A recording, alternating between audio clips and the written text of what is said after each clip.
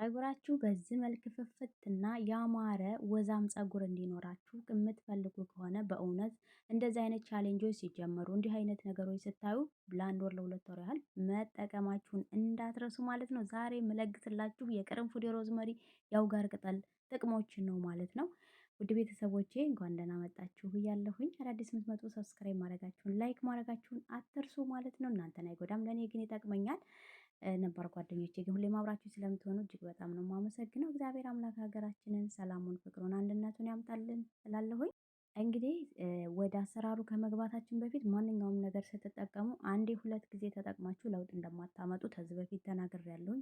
የሆነ ነገር ትዕግስት ያስፈልገዋል። የሆነ ነገርን ለማግኘት የሆነ ነገር መልፋት አለብን ማለት ነው። ያለ ልፋት የሚገኝ ነገር ምንም ነገር የለም በዚች ምድር ላይ። ስለዚህ የሆነ ነገር መጣር አለባችሁ ለውጥ ለማየት እና ጥቅሙን ለማግኘት ብዙ ጊዜ ደጋግማችሁ መጠቀም እንዳለባችሁ ተናግሬያለሁ ማለት ነው። እዚህ ጋር እንደምትመለከቱት የቅርንፉድ አንድ ማንኪያ የስኳር ማንኪያ አለኝ። እንዲሁም የአውጋር ቅጠል 3 ፍሬ የሚያክሉ አሉኝ።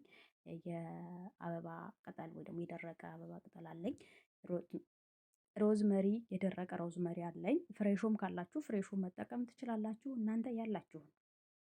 ከሌላችሁ ደግሞ ሮዝመሪና ቅርንፉዱን እንዲሁም ቅርንፉድና የአበባውን ቅጠል እንዲሁም አውጋር ቅጠሉን አድርጋችሁ መጠቀም ትችላላችሁ ማለት ነው።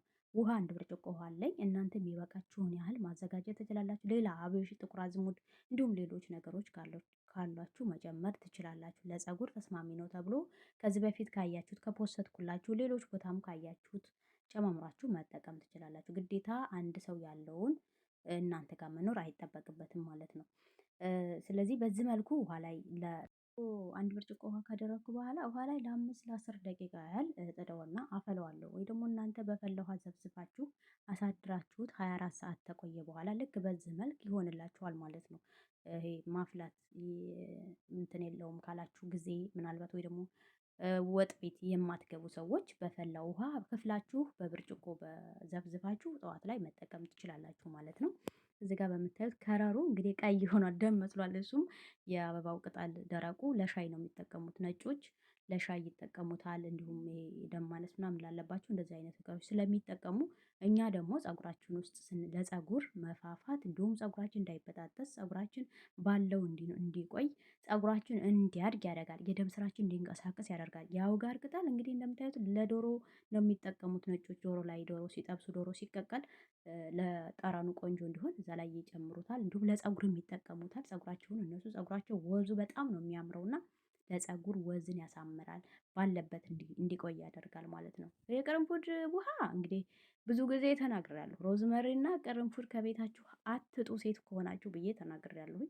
የቅርንፉድ ውሃ በጣም አሪፍ ነው። ፀጉራችሁ ቆዳችሁን ለሚያሳክካችሁ እንዲሁም ደግሞ ፀጉር አላድግ ላለ ይሄ ደግሞ በጣም ብዙ ኮሜንትም አይቻለሁ። መሀሉ ላይ ባዶ ሆኖ ከዛ ከፊቱ እንደዚህ እንደዚህ ለምትሉ በትክክል ፀጉሩ እድገት እንዲኖረው የሚያደርግላችሁ የቅርንፉድ ውሃ ተጠቀሙ ማለት ነው። በዚህ መልኩ እንግዲህ እንደምታዩት ከበረደ በኋላ ነው አውጥቼው ከ5 ከ10 ደቂቃ በኋላ አፍልቼው እንደዚህ በረደ።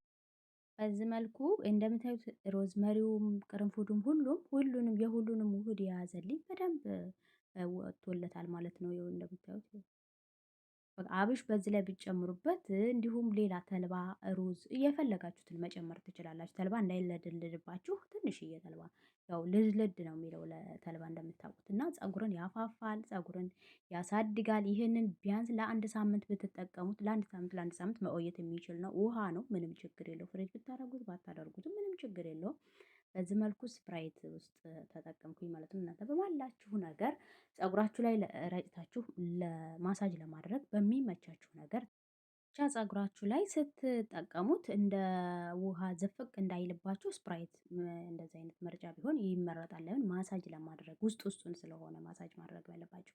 ደግሞ ማንኛውንም ነገር ስትጠቀሙ ከዚህ በፊት ተናግሬያለሁ። ማንኛውንም ነገር ብያለሁ። ማሳጅ ማድረጋቸውን ፍጹም እንዳትረሱ። በቃ ይሄ እንዲሁ ደረቁንም እንዲሁ ቢሆን እንኳን ማሳጅ አድርጉት። ጊዜ እጃችሁ ቁጭ ሲል ዝም ብላችሁ ማሳጅ አድርጉት ማለት ነው። ይኸው እንደምታዩት ሮዝመሪው እንዴት እንደበሰለ እዚህ ጋር እያሳየኋችሁ ነው። ሁሉንም በአንዴ ውህዱን ይዞልን ወጥቷል። በቃ ያው ቆንጆ የሆነ ውህድ ለፀጉር እድገት ነው ያዘጋጃችሁት እና ሁሌም በቤታችሁ ብታዘጋጁት እንዲሁም ይሄ ሽታ አለው ወይ በጣም ሽታ ያለው አይደለም፣ ግን ያው ፀጉራችሁ ላይ ይሄን ተቀብታችሁት ውጭ ላይ ለመውጣታችሁ እንደምታዩት ቀይ ሆኗል እና ይሄ ውስጡን ተቀብታችሁ ማሳጅ እያደረጋችሁ ቤት በዋላችሁ ሰዓት ከዛ ልትታጠቡ 3 ቀን 4 ቀን ሲቀራችሁ በዛ ሰዓት እየተቀባችሁ ማሳጅ አደርጋችሁ ከዛ መታጠብ ነው። በምታዩት መልኩ ፀጉሬ ፍፍት ድግ ብሏል። በእርግጥ እድገቱ ቀንሷል። ያው ፋፍቶ ይሆናል ወይ ደግሞ የሆነ ነገር ሆኗል እንጂ እድገቱ እንኳን ያን ያህል አይደለም። ምክንያቱም ፀጉሬን ተቆርጬው ነበረና ፀጉሬ እንግዲህ የሀበሻ ፀጉር ታውቁታላችሁ ጫፍ ጫፉን ክርድድ ያለና ወይ ደግሞ ቅጥል ያለ ወይ ደግሞ የሚበጣጠስ የሚሰባበር ነገር ነበረውና እሱን ለመቆረጥ ብዬ በእርግጥ ገባ ብዬ ትንሽ ገባ ብለው እንዲቆርጡኝ ነው ያደረኩትኝ እና ትንሽ ገባ ተደርጎ ነው የተቆረጠው። በነገራችን ላይ ያው በደንብ እንዲቆረጥ ስለፈለኩኝ ማለት ነው። እና በቃ የሀበሻ ፀጉር ትንሽ ሲቆረጥ በቃ ቆሌው ነው የሚገፈፈው መሰለኝ እኔ እንጃለት በጣም እንትን ብሎ ነበር እና አሁን እንደውም ትንሽ ይሻላል መሰለኝ። በጣም ጭር ብሎ ነበረ ስትቆረጡት በጣም ነው ጭር የሚለው እና አሁንም እስቲ ያን ያህል አይደለም ከበፊቱ ቀንሷል። ያው ስለተቆረጠ ነው ዞሮ ዞሮ የተቀነሰው ስለተቆረጠ ነው የማያስፈልገው ነገር ነው የተቆረጠው። ትንሽ ያው ገባ ብሎታል መሰለኝ ሲቆርጠው እንጂ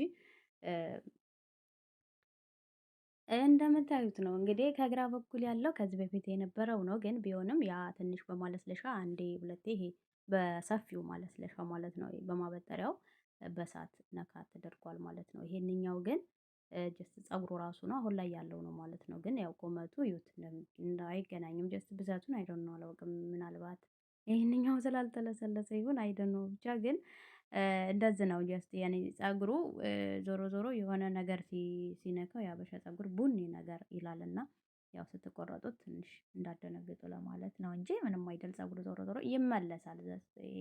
ሁሌም ቢሆን ቴኬር አድርጋችሁ ከተቆጣጠራችሁት ማንኛውም ነገር ይመለሳል። ስለዚህ ማንኛውንም ነገር ተቀብተን በትዕግስት ከጠበቅነው ለውጥ እናይበታለን ማለት ነው። ማንኛውንም ነገር ደግሞ ስትቀቡ ማሳጅ ማድረጋችሁን እንዳትረሱ ማለት ነው። ማታ ላይ ተቀብታችሁ ጠዋት ላይ በደንብ እንዲናፈስበት በሚዶ ብጥር አድርጋችሁ አስይዙት። ከዛ በኋላ ደግሞ ድጋሚ አሁንም ማታ ላይ ወይ ቀን ላይ በድጋሚ አሁንም አንዴ ማሳጅ አድርጋችሁ በደንብ ማሳጅ እያደረጋችሁ መቀባት ነው ይሄ የሚያስፈልገው። እዚህ ጋር ደግሞ እንግዲህ ያው በምታዩት መልኩ ቅባት ነው የማንኛውንም ቅባት እኔ ቤቴ ነው የምሰራው ለራሴ የምጠቀማቸው ቅባቶች ቤቴ ነው የምሰራው እና ተሰርታችሁ ቆዳችሁ ሊደርቅ ከሆነ ነው እንጂ ቅባት ይሄን ያህል በውስጥ የምታፈሱት እኔ ታጥቤው ያለ ቅባት ነበርና የተሰራው እና ቅባት ውስጥ እሱን እየቀባሁትኝ ነው። በዚህ መልኩ በደንብ አድርጋችሁ ቤታችሁ ቅባት መስራት እንደምትችሉ ከዚህ በፊት ቪዲዮ ሰርቻለሁኝ።